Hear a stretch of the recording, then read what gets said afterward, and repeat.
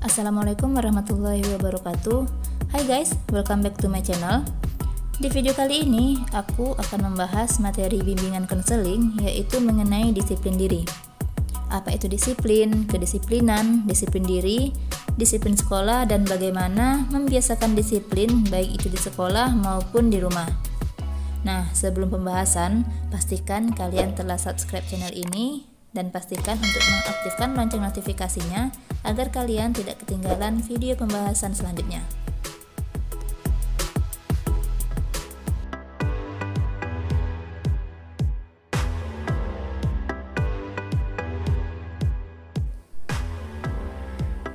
Disiplin diri merupakan tugas perkembangan dari mengenal gambaran dan mengembangkan sikap tentang kehidupan mandiri.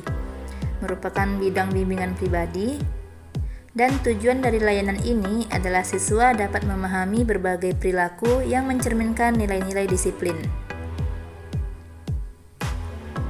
Pengertian disiplin.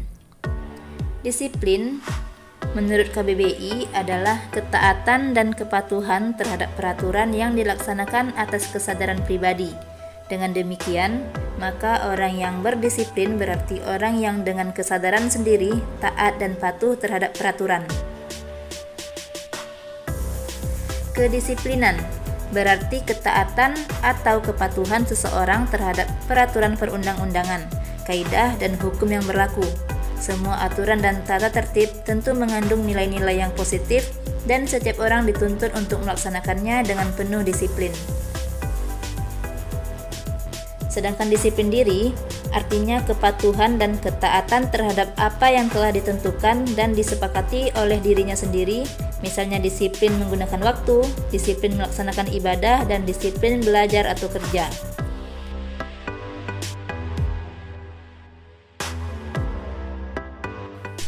Dalam mengikuti kegiatan belajar di sekolah, seorang siswa tidak lepas dari berbagai peraturan dan tata tertib yang diberlakukan di sekolahnya. Dan setiap siswa dituntut untuk dapat berperilaku sesuai dengan aturan dan tata tertib yang berlaku di sekolahnya. Kepatuhan dan ketaatan siswa itu disebut dengan disiplin sekolah. Disiplin sekolah adalah usaha sekolah untuk memelihara perilaku agar siswa tidak menyimpang dan dapat mendorong siswa untuk berperilaku sesuai dengan norma-norma peraturan dan tata tertib yang berlaku di sekolah. Adapun tujuan disiplin sekolah ini adalah sebagai berikut. Yang pertama, memberi dukungan bagi terciptanya perilaku yang tidak menyimpang. Yang kedua, mendorong siswa melakukan yang baik dan benar. Yang ketiga, siswa belajar hidup dengan kebiasaan yang baik dan bermanfaat baginya serta lingkungannya. Dan yang terakhir, membantu siswa memahami dan menyesuaikan diri dengan tuntutan lingkungannya dan menjauhi melakukan hal-hal yang dilarang oleh sekolah. Linda dan Richard Eyre dalam bukunya tentang mengajarkan nilai-nilai kepada anak mengatakan bahwa disiplin diri sendiri memiliki banyak makna, di antaranya sanggup menggerakkan dan mengatur diri serta waktu sendiri. Remaja yang disiplin adalah remaja yang dapat menggerakkan dan mengatur dirinya sendiri tanpa diminta atau disuruh. Hal ini berlaku dalam mengatur waktu yang digunakan. Oleh karena itu, kita perlu mengatur waktu dengan baik dan mengisi semua waktu luang dengan aktivitas yang bermanfaat. Yang kedua, sanggup mengendalikan emosi sendiri. Emosi adalah keadaan serta reaksi psikologi dan fisiologi seperti kegembiraan, kesedihan, keharuan, kecintaan, kemarahan, dan keberanian yang bersifat subjektif atau pribadi. Emosi dapat pula dikatakan sebagai luapan perasaan yang berkembang dan surut dalam waktu yang singkat. Yang ketiga, sanggup mengendalikan nafsu. Remaja yang dapat mengendalikan nafsu adalah remaja yang memiliki disiplin diri dan tahu batas. Disiplin diri dan tahu batas sama halnya dengan sekeping mata uang yang memiliki dua sisi. Satu sisi adalah disiplin, sedangkan sisi lainnya adalah tahu batas. Oleh karena itu, disiplin diri tidak terlepas dari pengetahuan mengenai batas-batas suatu perilaku.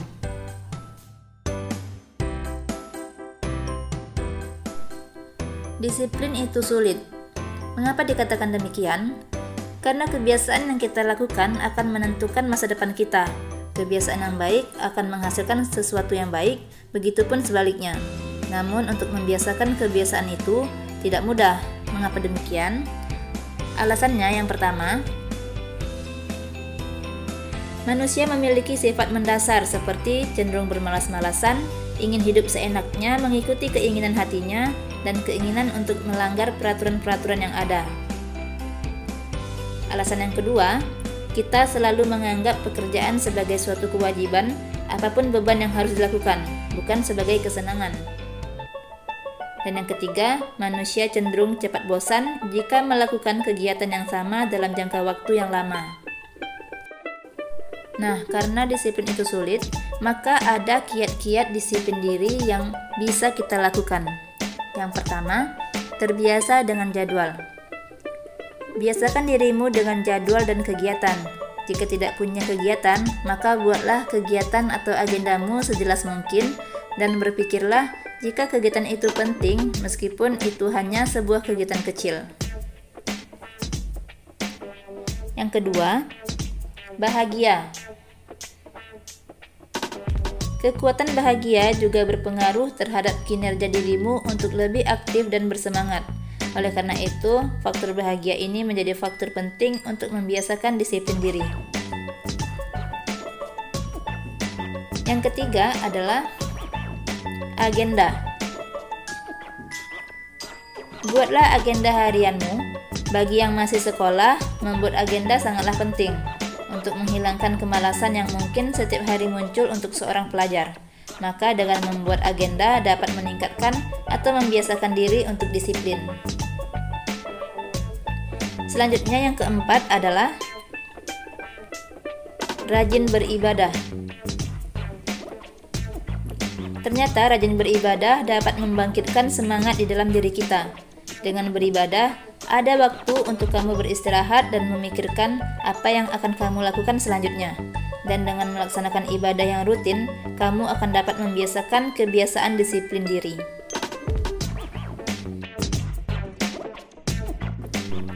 Kiat yang kelima adalah sugesti. Sugesti ini sendiri merupakan proses psikologis di mana seseorang membimbing pikiran, perasaan, atau perilaku orang lain. Jadikan sugesti ini menjadi teman imajinasi kamu. Dengan sugesti tersebut, dorongan dari dalam diri kamu menjadi lebih kuat. Sugesti ini bisa menjadi faktor penting yang membuat kamu lebih disiplin. Yang keenam adalah kerja tuntas. Selesaikanlah setiap agenda kamu dengan hasil yang baik dan kerjakan hingga tuntas. Lakukan hingga kamu terbiasa, dan dengan begitu kegiatan selanjutnya bisa dilakukan dengan lebih baik dan dapat melatih kamu untuk membiasakan disiplin diri. Namun, karena saat sekarang ini kita sedang dilanda wabah COVID-19, maka perlu juga dibahas mengenai bagaimana cara agar anak disiplin belajar di rumah yang dapat dilakukan oleh orang tua. Belajar jarak jauh di rumah berarti orang tua atau pengasuh memiliki peran penting untuk memantau kegiatan anak di rumah selama sekolah diliburkan atau WFH. Jika tidak bisa menerapkan sistem belajar jarak jauh, anak bisa tertinggal dibandingkan siswa lainnya saat sekolah mulai kembali dilakukan dengan normal. Belum lagi beberapa siswa seperti siswa kelas 12, kelas 9, dan kelas 6 juga akan menghadapi ujian sekolah.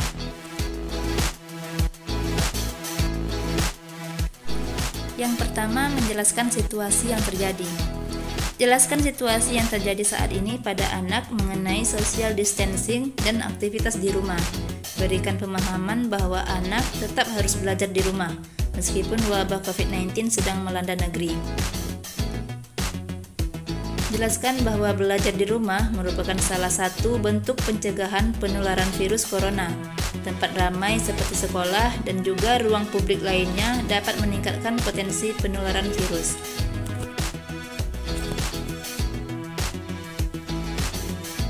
Yang kedua, konsultasi dengan guru.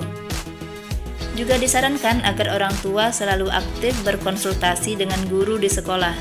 Tanyakan pada guru mengenai materi yang harus dipelajari anak. metode pembelajaran, serta tugas yang harus dikerjakan. Beritahu pula perkembangan anak selama belajar di rumah agar guru dapat mengantisipasi langkah pembelajaran selanjutnya.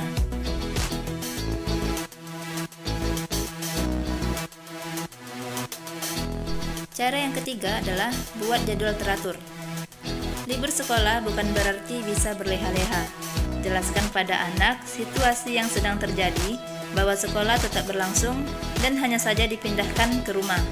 Oleh karena itu, buatlah jadwal yang teratur seperti kegiatan di sekolah. Jadwal ini bisa mengikuti jadwal belajar anak di sekolah atau membuat jadwal belajar yang baru yang lebih fleksibel. Beritahu anak untuk disiplin mengikuti jadwal tersebut, dan jelaskan pula orang tua akan memantau kegiatan belajar anak.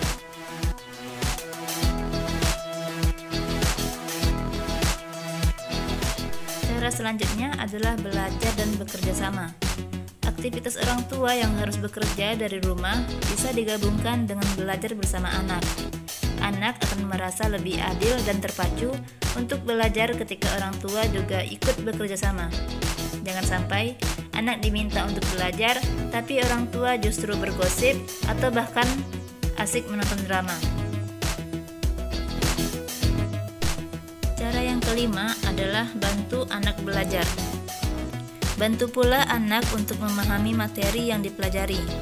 Jelaskan dengan baik kepada anak tentang apa yang orang tua pahami. Jika tidak mengerti materi pembelajaran, jangan sungkan untuk bertanya kepada guru atau mencari sumber yang tepat untuk menjelaskan materi kepada anak.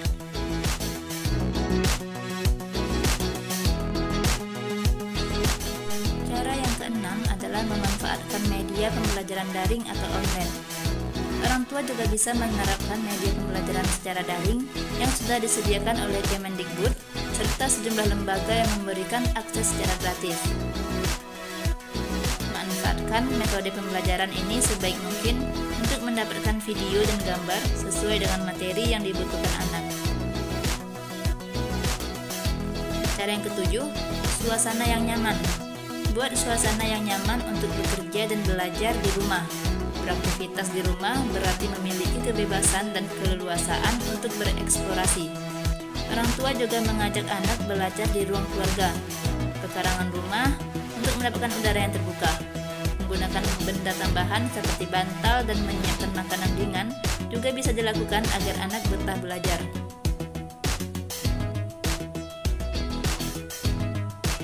Yang selanjutnya, selingi dengan aktivitas menyenangkan. Agar tidak membosankan, selalu siapkan aktivitas yang menyenangkan bersama anak. Aktivitas ini dapat pula menjadi hadiah atau imbalan ketika anak menyelesaikan sebuah tugas atau materi. Aktivitas yang menyenangkan misalnya bermain video game dan menonton film. Jangan lupa untuk mengajak anak beraktivitas fisik dan berolahraga selama berkegiatan di rumah. Cara yang kesembilan, pastinya selalu mematuhi protokol kesehatan. Mematuhi protokol kesehatan ini dapat dilakukan dengan cara selalu menjaga kesehatan diri, menjaga kebersihan tubuh, mencuci tangan, menyediakan hand sanitizer, menggunakan masker, menjaga jarak, minum multivitamin, dan jangan keluar rumah jika tidak terlalu penting.